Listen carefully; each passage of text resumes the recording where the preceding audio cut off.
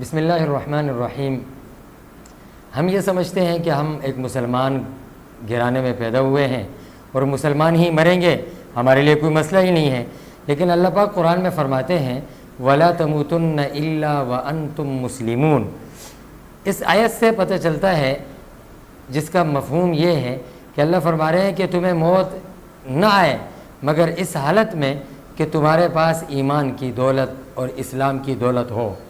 تو اس آیت سے پتہ چلتا ہے کہ مسلمان کے ایمان پر حملے ہوتے رہیں گے اور ایمان کو محفوظ لے جانا یہ کوئی آسان کام نہیں ہے۔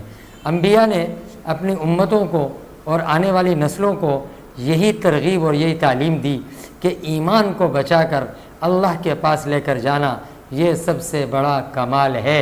ایمان کو قبول کرنے کے بعد اس کی حفاظت یہ سب سے بڑا کمال ہے۔ آج کی جو صدی ہے یہ لامذہبیت کی صدی ہے اور الحاد کی صدی ہے۔ یہاں آپ کے ایمان کو ختم کرنے کے لیے مختلف قسم کے نظریات کا پرچار کیا جاتا ہے۔ ہم ان لادینی نظریات میں سے 4 تباہ کن نظریات کا آپ کے سامنے ذکر کرتے ہیں جو بہت ہی زیادہ خطرناک ہیں۔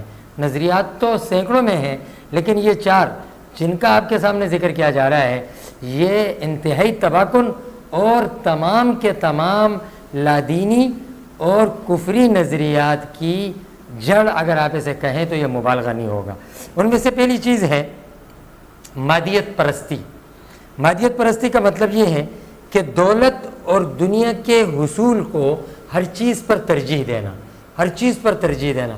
بس کسی طریقے سے میرے پاس دولت آ جائے، نہ حلال کو دیکھنا ہے، نہ حرام کو دیکھنا ہے، نہ جائز کو دیکھنا ہے، نہ ناجائز کو دیکھنا ہے، نہ دن کو دیکھنا ہے، نہ رات کو دیکھنا ہے۔ مادیت پرستی۔ دوسری چیز ہے سیکولرزم۔ سیکولر لوگ جو نظریات رکھتے ہیں ان کا نظریہ یہ ہے کہ دین الگ اور دنیا الگ ہے۔ دین کو انہوں نے چند عبادات تک مخصوص رکھا ہوتا ہے، باقی جتنے بھی اجتماعی معاملات ہیں ان میں سے انہوں نے دین کو نکال کر اور اس میں وہ اپنی مرضی اور اپنے جو ہے خواہشات کے مطابق چلتے ہیں۔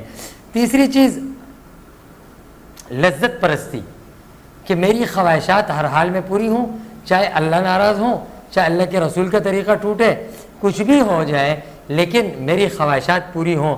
بلکہ آپ سچ جانیں تو اس نظریہ جو یہ لذت پرستی کا ہے اس کے اندر یہ اگر آپ کہیں کہ ہم اس لذت پرستی کے نظریے کے جو لوگ ہیں وہ خواہشات کو اپنا معبود بنا لیتے ہیں، جس طرح اللہ فرما رہے ہیں افرأیت من اتخذ الہہ ہوا، کیا آپ نے اس شخص کو نہیں دیکھا کہ جس نے خواہشات کو معبود بنا لیا؟ تو یہاں پر بھی وہ خواہشات کو اپنا معبود بنا بیٹھتے ہیں اور خدا کا درجہ دے کر انہی خواہشات کی پیروی کرتے ہیں اور خواہشات کے سامنے ایسے ہی جھک جاتے ہیں جیسے کہ ایک مطیع اور فرمانبردار بندہ اللہ کے سامنے جھکتا ہے۔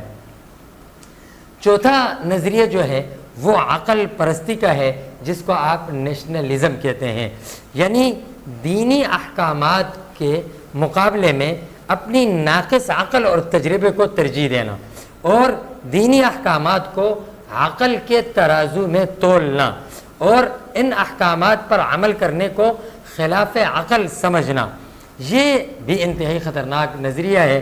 اور یہاں پر آپ نے دیکھا ہوگا اکثر یہ جملہ سننے کو ملتا ہے کہ یار مجھے یہ چیز سمجھ میں نہیں آئی کہ اسلام نے ایسے کرنے کو کیوں کہا، قرآن میں یہ حکم ایسا کیوں ہے، پیغمبر اسلام نے یہ طریقہ کیوں بتایا، یہ مجھے سمجھ نہیں آ رہا۔ یہ سمجھ میں نہ آنے والا یہ عقل پرستی ہے۔ ان نظریات کی وجہ سے لوگوں کے ایمان خطروں میں پڑ جاتے ہیں۔ ایسے نظریات کے حامل لوگ اگر آپ کے قریب آئیں گے تو یقین جانیے آپ اپنے ایمان کو گنوا بیٹھیں گے۔ اس لیے آپ کے لیے ایمان قبول کرنا یہ بہت مبارک عمل ہے، لیکن اس ایمان کو محفوظ کر کر اللہ تک لے کر جانا، اللہ کے سامنے پیش ہونا، یہ ایمان کے قبول کرنے سے زیادہ ضروری ہے۔ اس لیے ایمان کی حفاظت ایمان قبول کرنے سے زیادہ ضروری ہے۔ آپ اپنے ایمان کی حفاظت کریں اور چاروں طرف نظر کو رکھیں، آنکھیں کھلی رکھیں، کہیں ایسا نہ ہو کہ یہ لامذہبیت والے، عقل پرستی والے، نیشنلزم قسم کے لوگ آپ کے ایمان کو آپ سے چھین لیں اور مجھے اور آپ کو پتہ بھی نہ چلے۔